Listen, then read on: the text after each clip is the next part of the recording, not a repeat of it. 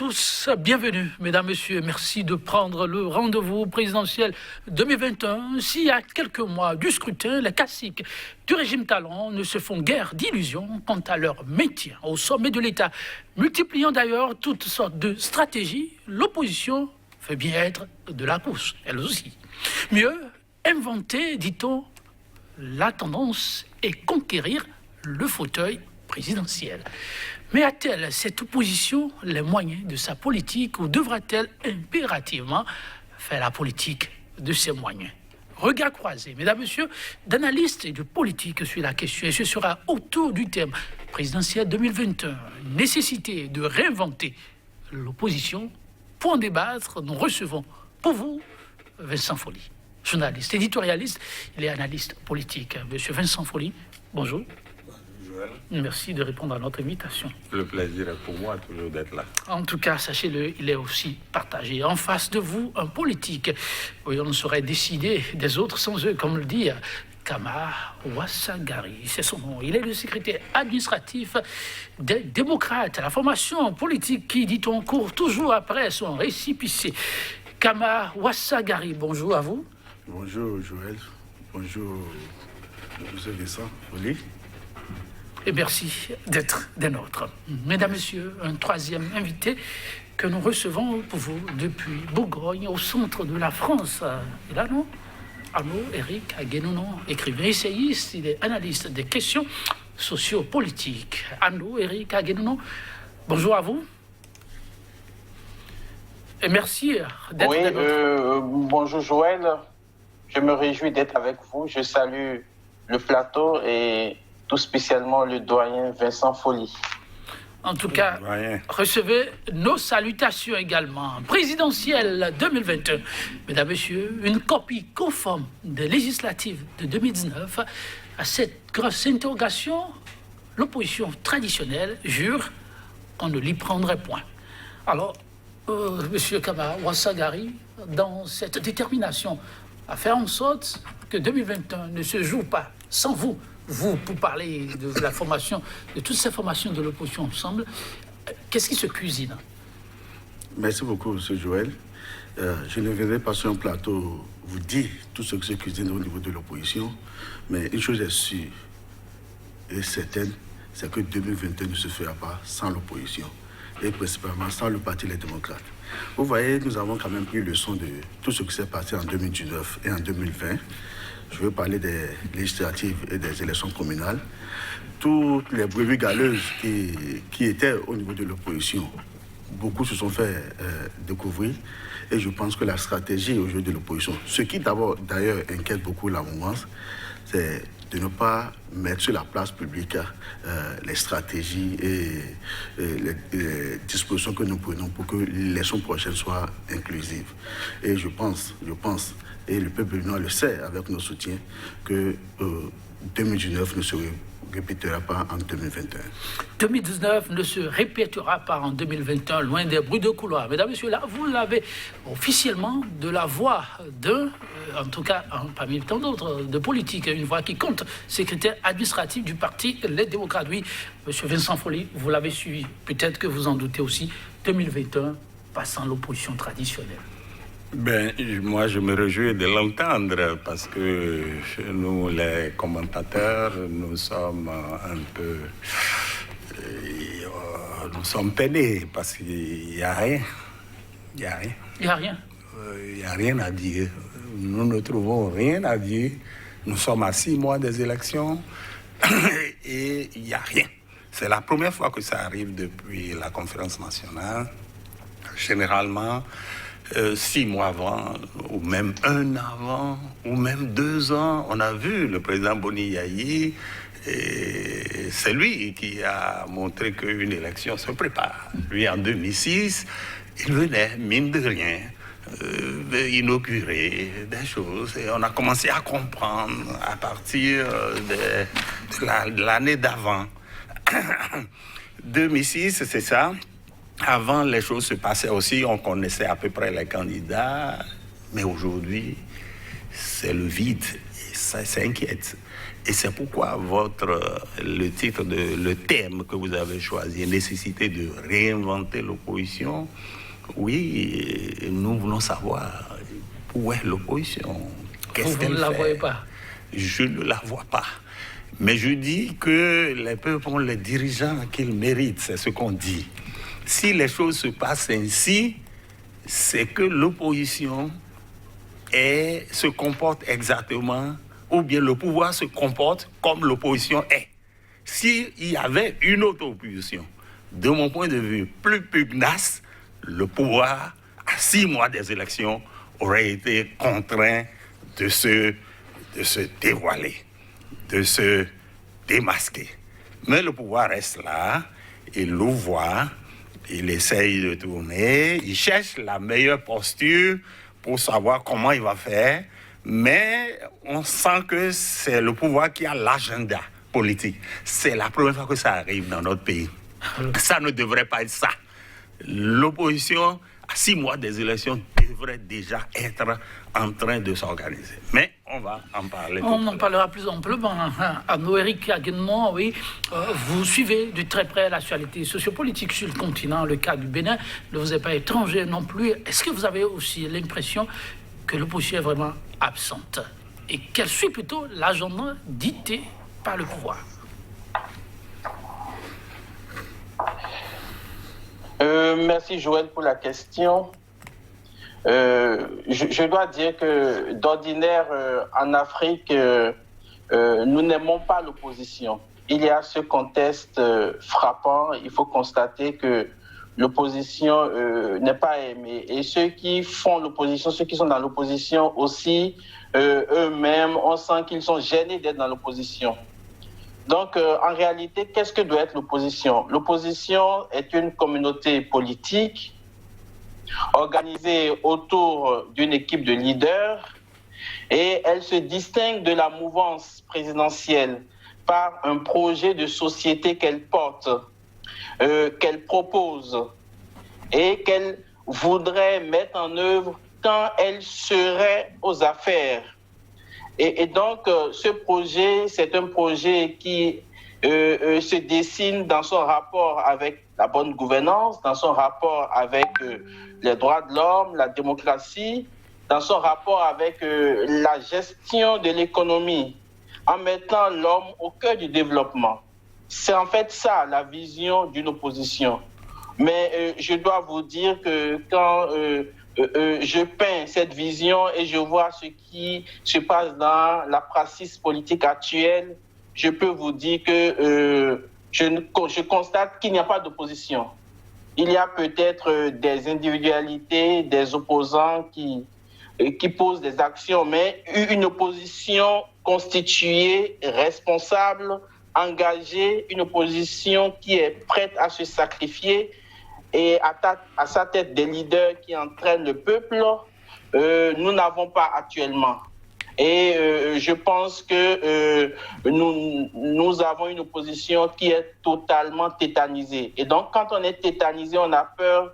Je ne pense plus qu'on ait une opposition ou qu'on soit une opposition.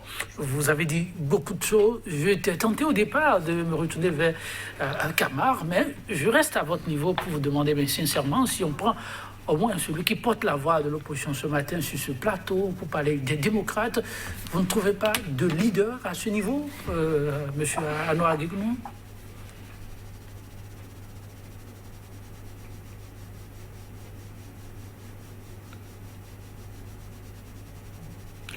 Oui, je disais, mais est-ce que vous ne trouvez pas de leader lorsqu'on prend les démocrates et le descriptif que vous venez de nous présenter? On ne peut pas parler de leader à ce niveau? Non, il faut dire que le leader, c'est pas celui qui finance le parti politique. Le leader, c'est celui en qui un peuple se reconnaît, celui en qui un électorat au plan national se reconnaît. Si c'est juste un terroir, on tombe dans le régionalisme. Et je dois vous dire que après la décapitation de certains leaders, il n'y a plus de relève parce que dans notre réalité politique, les leaders sont sacralisés et ils sont là jusqu'au bout, je dirais même jusqu'au soir de leur vie. Donc, il n'y a pas une prolifération de leaders, il n'y a pas une construction de leaders, il n'y a pas une machine politique, une machine partisane qui crée des leaders. Parce que, en fait, c'est dans l'engagement politique au quotidien, c'est dans l'animation de la vie politique que les leaders se suscitent. Et le leader, je disais d'entrée, c'est pas celui qui a l'argent, mais c'est celui qui a une idée. Et en lui, un peuple s'identifie.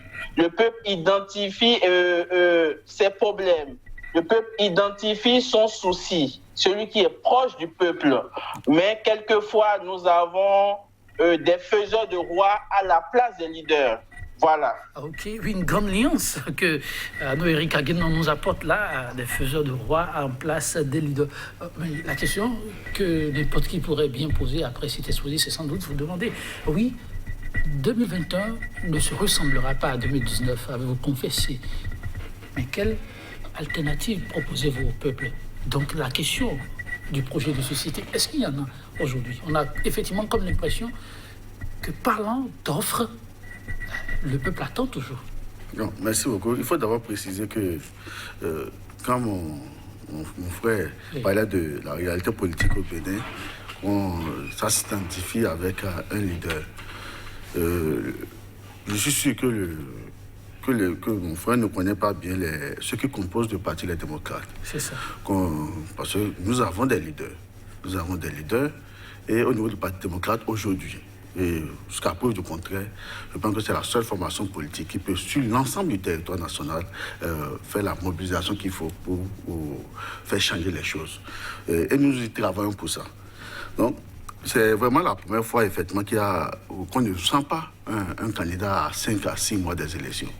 Mais ce qu'on ne dit pas, c'est que c'est également la première fois au Bénin que nous avons connu une Assemblée nationale constituée uniquement que des partisans de la mouvance. C'est également la première fois que l'armée a tiré à balles réelles sur les populations. Donc, quand vous voyez ça, vous changez de méthode de combat. Quand vous voyez ces faits, il y a des stratégies que vous avez l'habitude de faire, vous ne les faites plus. Parce que vous faites plus attention et il faut surprendre l'adversaire. Nous sommes à cette étape. Et d'ailleurs, je peux vous dire qu'à l'heure où je parle, au niveau du Parti Les Démocrates, bien que le ministère de l'Intérieur n'ait jusqu'à ce jour pas voulu nous remettre notre récépissé, nous avons déjà installé pratiquement toutes les structures sur le plan national, jusqu'au niveau village. C'est pour dire qu'il y a une organisation qui se fait sur le terrain, et je pense que c'est le terrain qui pourra faire beaucoup changer les choses. Les choses. Donc, mais, comme je l'ai dit, beaucoup de choses se font, mais beaucoup de choses ne se disent plus sur la place publique.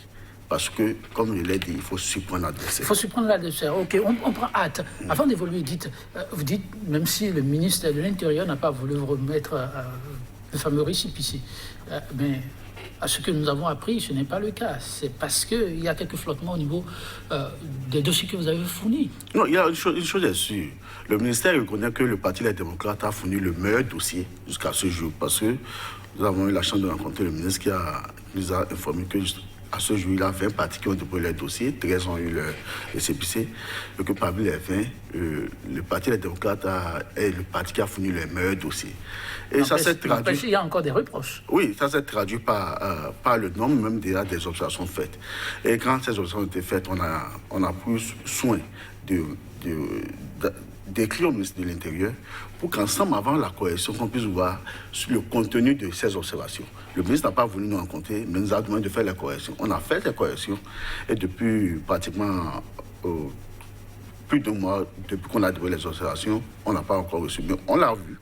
Et c'est vrai qu'il dit qu'il y a des éléments qu'il n'a pas compris dans les espoirs, mais le point qui nous a le plus, dont on n'a pas compris, c'est le fait de nous exiger, comme il avait fait au début, que les membres fondateurs puissent fournir, que chacun des membres fondateurs puisse fournir des procurations. Mais c'est vrai, nous l'avons fait remarquer que nous avons été membres fondateurs d'autres partis dans lesquels nous avons quitté aujourd'hui. Mais en aucun moment, le ministère nous avait demandé de fournir des procurations. On n'a pas compris pourquoi il y a 2 poids, 2 mesures. Mais dans les propos du ministre, et d'ici là, le parti va lui répondre. Il a dit qu'à cause des mesures du Covid, il fallait que les membres fondateurs puissent fournir cette procuration. C'est à quoi... À cause des mesures. Je le dis bien. C'est à quoi non, que... Mais, non, c'est à, je suis que le ministre a dit... Je le dis devant le plateau, devant tout le peuple béninois. C'est à quoi que, à cause des mesures du Covid, que les dispositions légales, les dispositions portant sur la charge des partis politiques changent. Je ne crois pas. Tant qu'il n'y a pas eu modification de l'Assemblée nationale, on ne peut pas nous faire d'ajout de nouvelles pièces. Mais ils l'ont dit, ils sont là aujourd'hui, mais on leur a fait comprendre qu'ils sont dans une république. Ils ont l'obligation de respecter les dispositions légales. Mais ils ont fait les différentes remarques. Donc on va se revoir, on va leur répondre. Donc en somme, ce qui attend encore les démocrates, c'est apporter désormais les procurations. Ce qu'ils ont dit, parce qu'ils ont trouvé, ils nous ont dit de regrouper les membres fondateurs par commune, et ensemble ils vont se retrouver faire un PV pour dire qu'ils se reconnaissent à avoir fourni des dossiers et qu'on va venir ajouter. Mais de toute façon, le Parti des démocrates aura son récépissé. Ça peut prendre du temps, mais le parti aura son récépissé. Mais une chose est sûre, au niveau du Parti des démocrates, nous sommes déjà nés. Parce que la réunion constitutionnelle a déjà eu lieu. Nous n'attendons pas que le récépissé nous parvienne avant de faire tout ce que nous avons à faire. Intéressant à apprendre, vous faites tout ce que vous avez à faire, mais est-ce ces situations que vous avez évoquées, le cas de l'Assemblée, les événements malheureux qui ont lieu, qui font que le parti n'arrive pas à présenter pour l'heure une offre politique claire aux populations? Non, le parti, c'est pas ça. C'est vrai que cette situation nous amène à changer de stratégie. Mais il faut quand même préciser qu'au niveau du Parti des démocrates, lors de du dépôt des dossiers au ministère de l'Intérieur, le parti a un projet de société qui a fait partie des dossiers. C'est vrai que c'est facultatif selon la charte des partis politiques, mais le parti a fourni un projet de société en bonne et due forme. Pour les élections présidentielles, le candidat que le parti va retenir va puiser effectivement également de ce projet de société en fonction de ce qui est remarqué sur le terrain. Parce qu'il ne faut pas l'occulter. Il y a beaucoup de choses que le pouvoir a détruit sur le terrain. Aujourd'hui, c'est difficile. Nous avons une obligation de réunir les fils du pays. Donc il y a plusieurs choses et que les équipes sont des potentiels candidats. Ils sont sur le terrain, ils sont en train de recueillir des informations et le moment venu, en fonction des dispositions de nos statuts règlements intérieurs, le Parti des démocrates va sortir son candidat et le jeu va se faire sur le terrain. Mais de toute façon, le parti aura un candidat au niveau de... Oui, mais sans folie, ça ne dort pas à ce qu'il paraît. Il n'y a juste que de changement de paradigme. Mais je m'en réjouis. Je suis heureux de constater que c'est d'ailleurs la première fois que je rencontre un politique sur un plateau. Et moi, je veux bien les écouter. En l'écoutant, j'allais dire, je sens que quelque chose se fait. Et moi, je suis obligé, en tant qu'analyste, de tenir compte de ce qu'il dit pour adapter mes critiques, pour adapter mes analyses. Et moi, je me réjouis de constater qu'ils essayent d'adapter leur comportement à la manière dont le régime fonctionne. Et j'ai cru entendre que ce régime les a eus par la ruse et par la rage aussi, d'une certaine façon. Et ils ont compris qu'ils ne peuvent pas tout mettre sur la place publique. Il l'a répété une certaine fois. Et je m'en réjouis. Moi, c'est ce que nous attendons d'une opposition, d'avoir une stratégie, de savoir où elle va. Maintenant, je dis, est-ce qu'ils sont conscients, nos amis de l'opposition, que le pouvoir est en train de faire du dilatoire? Est-ce qu'ils sont conscients de ça? Est-ce qu'ils sont conscients que c'est l'agenda, le pouvoir déroule son agenda et que eux, ils sont simplement en train de suivre? Est-ce qu'ils sont conscients qu'ils sont sur la défensive et que c'est le régime qui est à l'offensive et qui donne le tempo Est-ce qu'ils sont conscients de ça? Si oui, moi je dis, je ne demande pas mieux. Je demande simplement à voir. Nous, commentateurs, on nous accuse d'être de l'opposition. Et je veux qu'on voit aujourd'hui que l'opposition existe. Moi, je n'ai pas pris ma carte chez eux. Mais nous avons une sensibilité pour que le pouvoir s'organise de manière rationnelle et que la gouvernance soit bonne. C'est ça. Mais si c'est ça, être de l'opposition, oui. Mais je ne suis pas de l'opposition tant que je n'ai pas pris une carte et que je ne milite pas dans une opposition. Mais je me réjouis d'avoir les représentants de l'opposition du savoir. Mais je veux leur dire que l'impression qui se donne, l'impression qu'on a de cette opposition, c'est qu'elle est un peu apathique, qu'elle est un peu soumise. Nous sommes dans un pays, le seul au monde, je crois, où on transporte des cantines à un ministère pour se faire reconnaître. J'ai jamais vu ça ailleurs. C'est-à-dire, on a voulu faire les choses pour que les choses aillent autrement, reviser le système partisan. Moi, je concède ça au président qui est à la tête du pays. C'est bien d'avoir pensé. Mais il y avait déjà dans l'ancienne charte des partis des dispositions qui n'ont jamais été appliquées, à savoir que si un parti ne participe pas aux élections une ou deux fois, je crois, eh ben, on le met de côté. Cette disposition n'a jamais été appliquée. Donc le problème qui se posait aujourd'hui, ce n'est pas qui se posait dans notre pays, ce n'est pas qu'il existe 200 partis. Il n'en existait pas 200. C'est presque une dizaine qui se retrouvaient à l'Assemblée chaque fois. Donc, ce qui se passe en disant, bon, on veut réformer, on veut avoir 2 ou 3 partis. Celui qui a dit ça n'a pas réussi, puisque aujourd'hui, il y a près d'une dizaine de partis sur le terrain. Mais je veux dire à l'opposition de faire très attention, de ne pas se soumettre à l'agenda du thème de l'État, et que nous, à 6 mois des élections, nous sommes peinés de constater que rien ne se passe sur le terrain. Et nous sommes curieux, nous voulons voir les choses se passer réellement. Moi, je me réjouis que quelqu'un comme le professeur Yvon occupe le terrain. Il faut que des gens occupent. Et je dis dans ce sens que pour aller au présidentiel, selon notre loi, hélas, la modification qu'a apporté comment on appelle le système partisan qu'il a bien voulu mettre en place, le système partisan ne demande pas que quelqu'un ait un parti avant d'aller au présidentiel. Est-ce que nos amis de l'opposition tiennent compte de ça et de ne pas s'accrocher au récépissé quelle est la lecture que vous en faites en les observant? Oui. De ce point de vue, quelle est la lecture que vous La lecture que je fais, j'ai l'impression que les démocrates qui se sont constitués, on a vu tout le sérieux qu'ils ont pris en transportant des cantines comme la loi l'indique. Je dis, c'est complètement inutile. C'est une loi qui va être révisée demain. Cas, on ne peut pas continuer. Elle reste d'actualité, cette loi-là. On évolue, oui. Oui, ils veulent trop respecter la loi. Et les gens qui sont installés sur place jouent sur ça et les tournent en rond. Parce que ce qu'il vient de nous dire, à savoir qu'on leur demande de fournir des procurations des membres fondateurs, c'est complètement bidon. Quelle est la loi qui dit ça? Il devrait taper du poing sur la table et dire à ce ministre de l'Intérieur que je connais très bien que ce qu'il est en train de faire, c'est du dilatoire et de ne pas leur perdre du temps. Eux, ils existent, ils continuent leur chemin. Nous sommes à 6 mois des élections.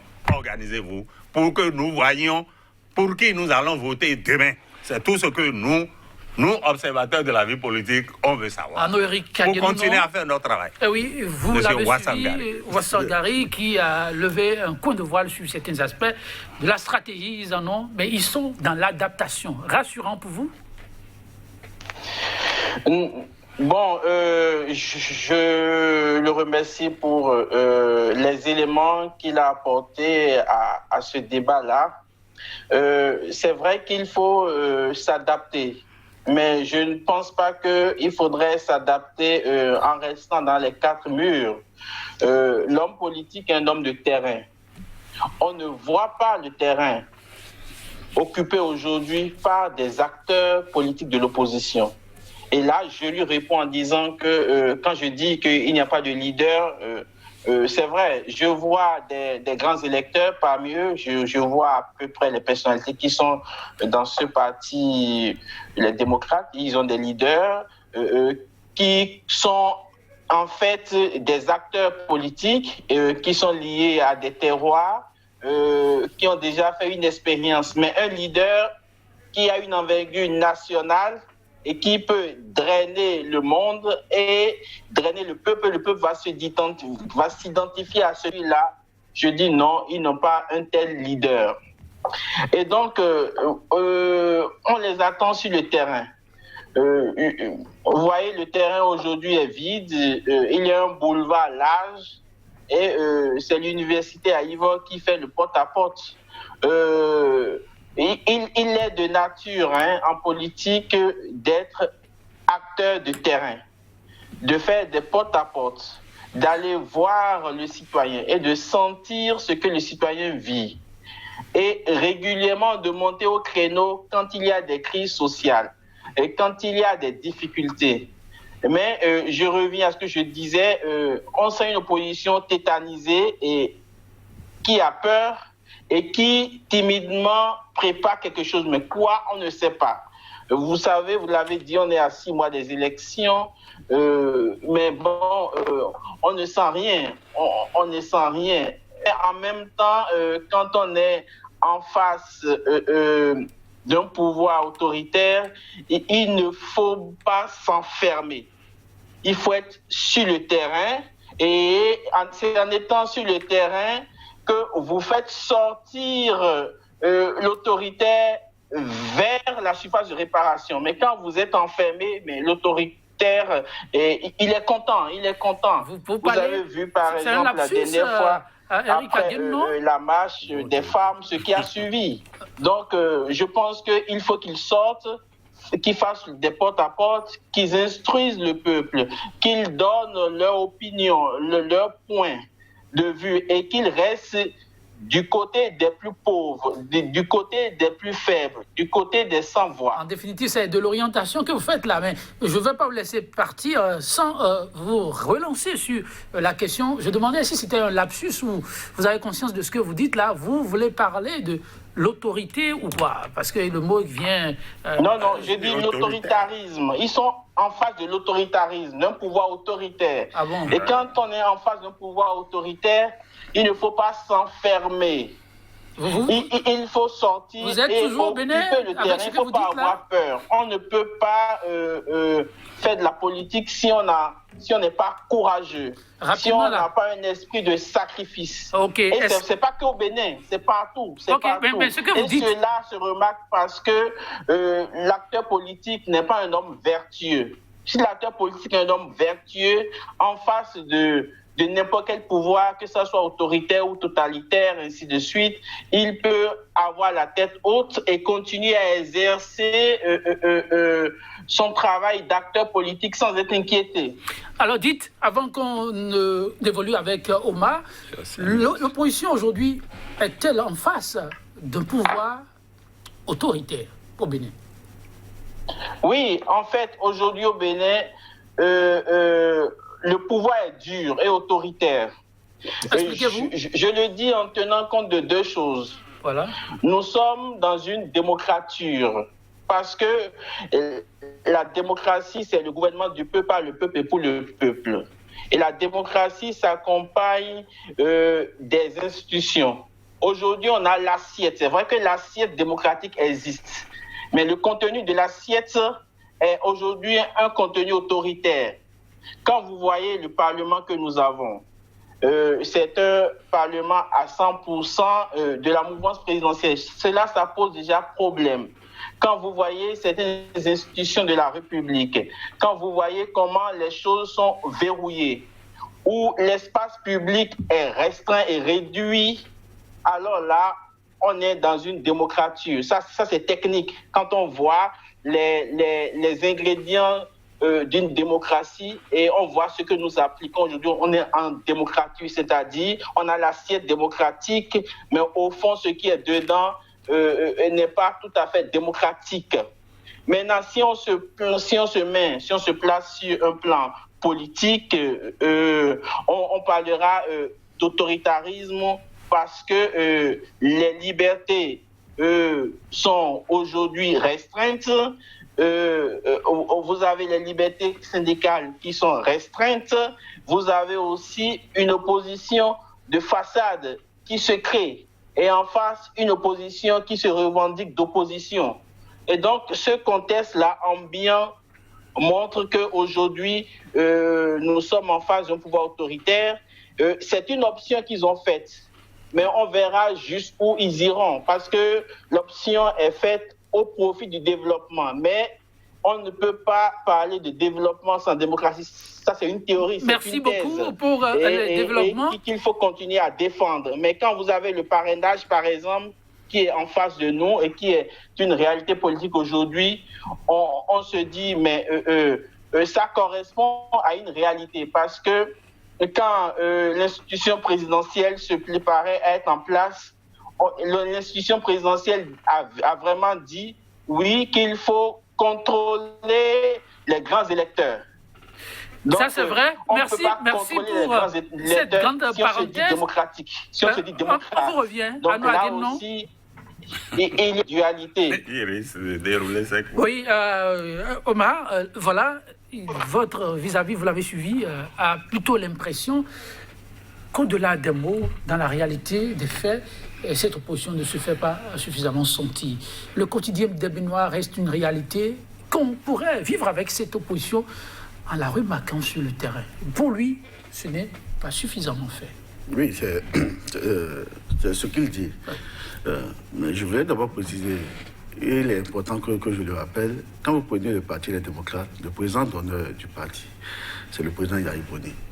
Le président du parti, l'honorable Eric Ounete. Nous avons 13 vice-présidents qui ont été la plupart députés également à l'Assemblée.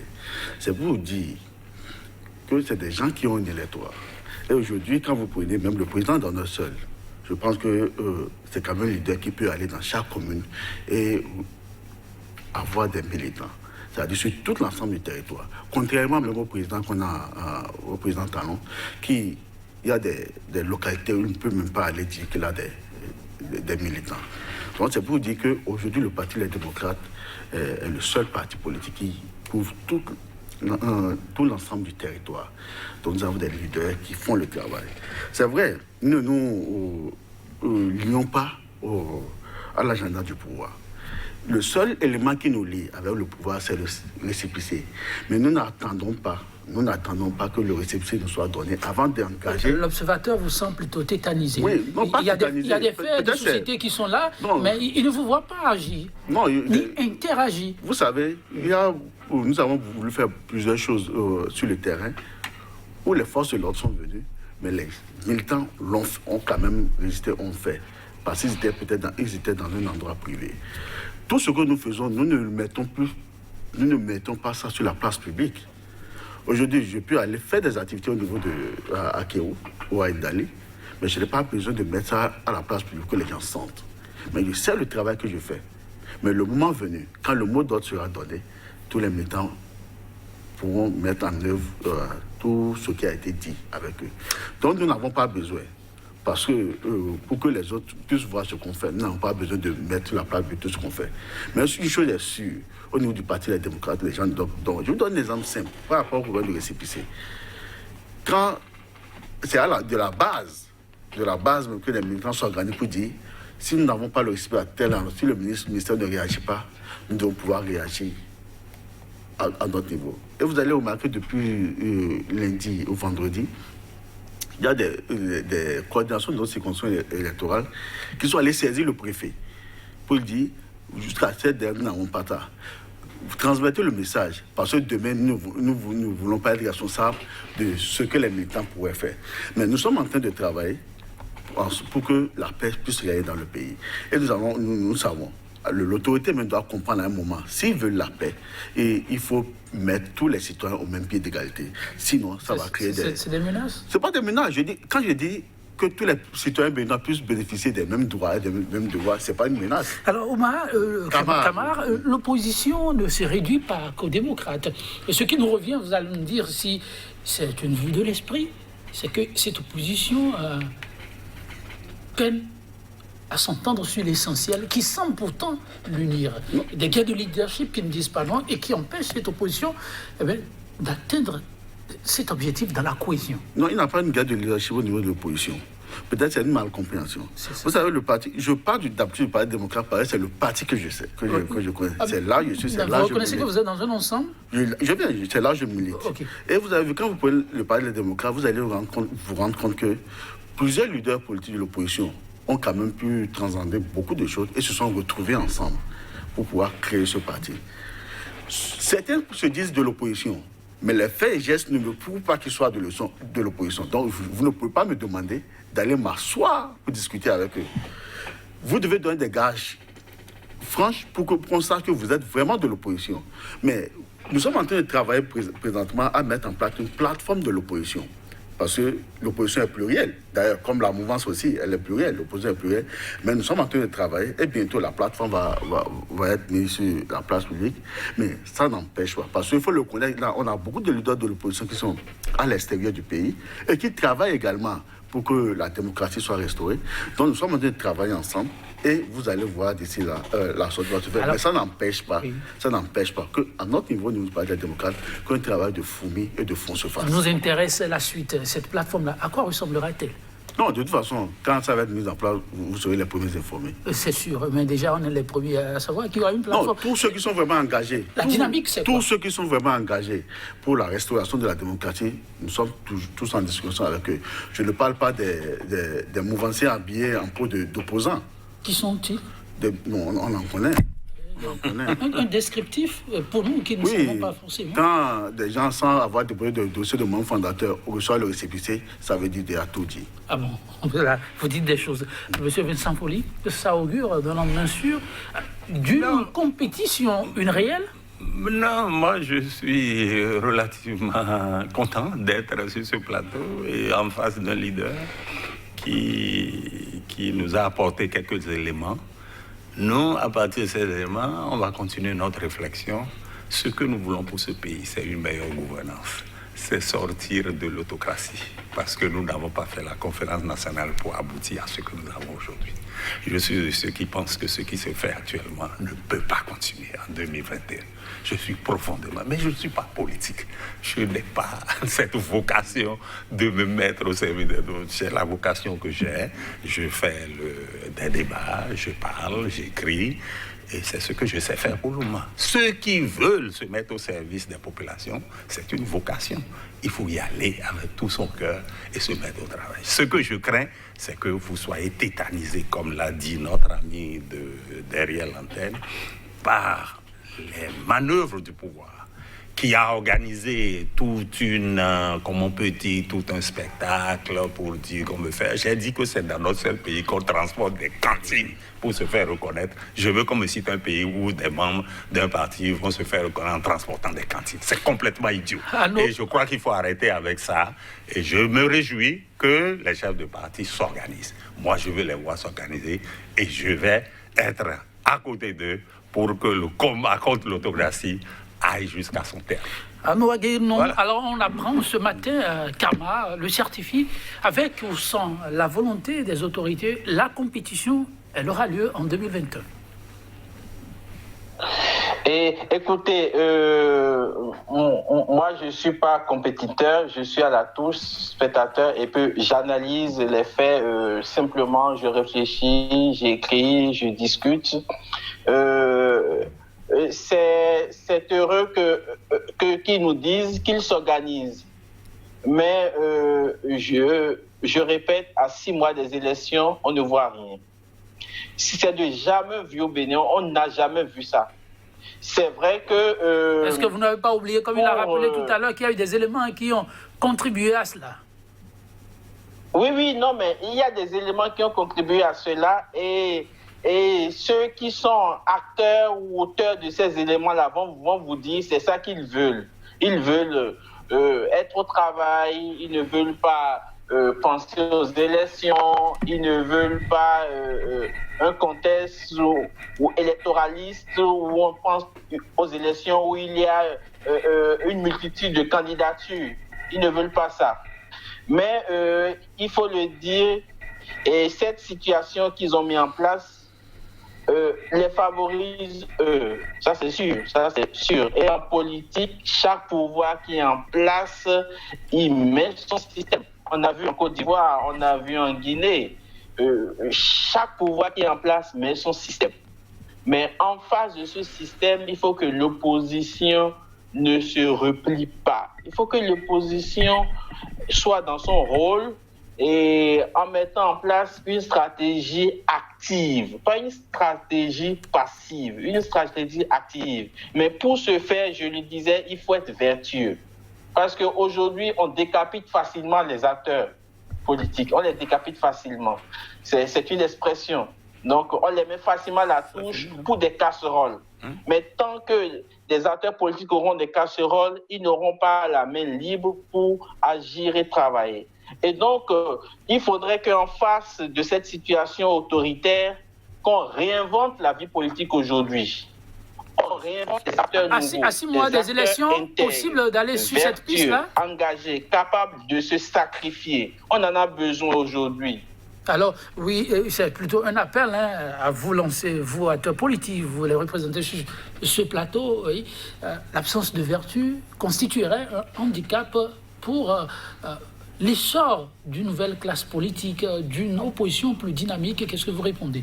Non, au niveau du Parti des démocrates, je pense que je n'ai pas encore entendu dire que aucun responsable des problèmes de mauvaise gestion n'a pas été vertueux dans ce qu'il a eu à gérer. Est-ce que vous avez entendu, tout au moins, ceci, Yahi Boni, plus un problème qu'une solution pour l'opposition? Est-ce que vous avez entendu une phrase du genre une fois? Non, jamais. Jamais. Vous n'avez pas lu la chronique, la récente de notre confrère, pour ainsi dire, Wakataku? Ah non, je ne voulais pas... je ne lis pas les... Bon, dites, est-ce que c'est un plus pour vous, l'ancien chef d'État portant les démocrates, plus une solution pour vous qu'un problème? Non, je pense que tous ceux qui peuvent contribuer à la restauration de la démocratie sont les bienvenus. Ils sont tous des solutions pour nous. Parce qu'aujourd'hui, le combat dans lequel nous sommes, le combat de la restauration, ne mettra personne à la touche. Il faudrait que ceux qui ne se retrouvent pas avec cette gestion puissent dire « j'en ai marre, je dois apporter ma contribution ». Et là, avec le président Yahi Boni, président d'honneur du parti, je pense que c'est un plus et c'est une solution. Parce que, comme je l'ai dit, c'est un grand leader. Et il y a toujours son mot à dire dans l'actualité politique du pays. Parce que son ancien président, il n'est pas dit dans une constitution qu'on ne peut plus donner ses points de vue, qu'on ne peut plus participer à la vie politique. On a vu récemment Obama aux États-Unis qui a fortement milité pour que Joe Biden soit élu en attendant les résultats définitifs. Donc aujourd'hui que le président Yahi soit dans la sphère politique qui accompagne le Parti des démocrates, je pense que c'est une bonne chose. Vous le voyez comme Obama pour vous? C'est votre Obama? Oui, il y a Obama, il y a le président Yahi, mais j'espère qu'au Bénin, le président Yahi Boni a toujours son mot à dire. Et tous ceux-là qui disent on veut bien voir l'opposition parler d'une seule et même voix, qu'avez-vous à leur dire ensuite? Vous concluez cette émission? Oui, la vraie opposition parlera sûrement d'une seule même voix. Quand je parle d'une plateforme, ça va regrouper la vraie opposition. Donc, il ne faut pas... Parce qu'il y a certains, comme je l'ai précisé, qui ne sont pas de l'opposition, qui sont habillés en peau d'opposition, quand ils vont dire autre chose que ce que les vrais opposants disent, qu'on dise que l'opposition n'est pas unie. Nous n'avons pas besoin d'être unis avec ceux qui trahissent. Nous n'avons pas besoin d'être unis avec ceux qui peuvent aller rapporter ce que vous êtes en train de faire, vos stratégies. Nous n'avons pas besoin d'être unis avec des gens qui sont prêts à vendre leur âme au diable. Merci, le message est compris. 15 secondes, qu'est-ce que Vincent Folli a bien envie d'ajouter? Non, simplement que nous, on veut attendre. Nous, les commentateurs, nous attendons cette période où les joutes se déroulent. Merci. Où les gens se battent. Merci à vous d'attendre. Et ce n'est pas le cas aujourd'hui, et c'est cette période dont je rêve. Merci à vous pour la contribution, monsieur Vincent Folli. Merci également à vous, monsieur Arnaud-Éric Aguenon. Que de gratitude pour vous, camarades, d'être des nôtres.